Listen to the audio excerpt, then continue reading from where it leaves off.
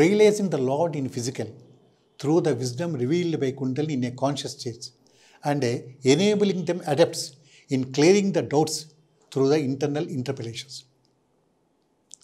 Realizing the Lord in physical through the wisdom revealed by Kundalini in a conscious state and enabling them adepts in clearing the doubts through the internal interpretations.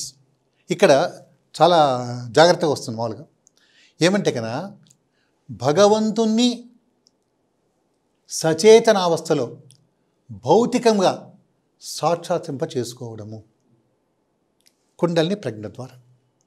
అంతేకాకుండా సందేహాలు నివృత్తి చేసుకోవడానికి అంతరాత్మ యొక్క ఉద్బోధనల ద్వారా సందేహాలు నివృత్తి చేసుకోవడంలో నిపుణులు కావడం.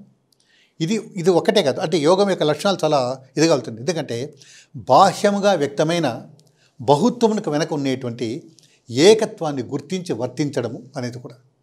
So behind the manifestation the multiplicity there is a unitary point is there. కాబట్టి ఒకటి.